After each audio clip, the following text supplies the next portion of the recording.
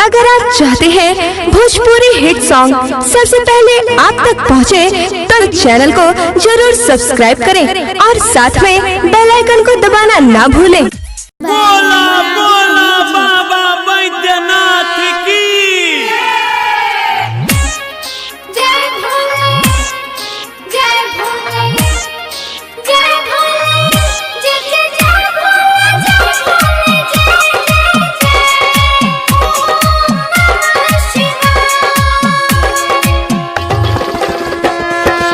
जय विकास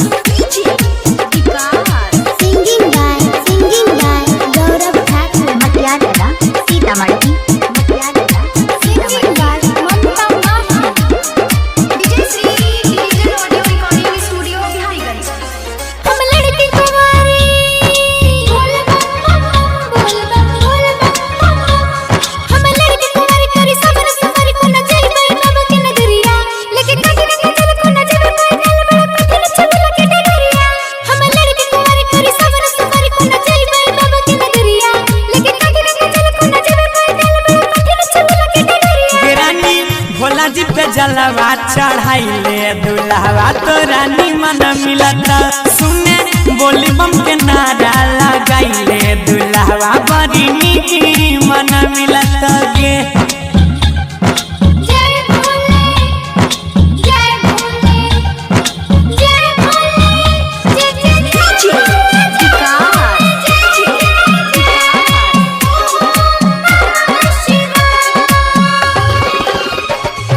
मटियाला Sitamarhi presented by Monalik music. मौका पर मिलता है एक साल बाद के बाबा पुराई देता मन के मुराद के बोल बम मौका पर मिलता ऐसन एक साल बाद के बाबा पुराई देता मन के मुराद के सुइया के चढ़ाई चढ़े जय है तुम लगन में जोड़ी लगैता बाबा अगला लगन में। हटे हमारा जे कष्ट के करते मन मस्त हम छी बहुत सुकुमारी देख के धीरे भरे मोर बंधु छी कमर हम बेटे छी बाबा के दुलारी। हटे हमारा जे कष्ट के करते मन मस्त हम छी बहुत सुकुमारी देख के धीरे भरे मोर बंधु छी कमर हम बेटे छी बाबा के दुलारी। रानी भोला जी पे जलवा चढ़ाइले दुल्हवा बड़ी निमन मिलता सुने बोली बम के नारा लगाइले दुल्हवा बड़ी निमन मिलता गे। Presented by Monalik music. जय भोले जय भोले जय जय जय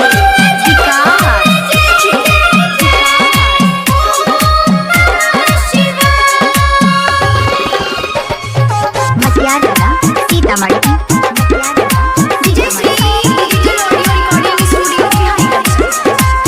भक्ति के पीड़ा के नहीं होय छै मापदंड गे बाबा धाम जाके मिलता बहुत आनंद गे। बोल बम भक्ति के पीड़ा के नहीं होय छै मापदंड गे बाबा धाम जाके मिलता बहुत आनंद गे। सावन में देवा घर के अलग नजारा है जलवा चढ़ाबै खातिर जुटल जग सारा है।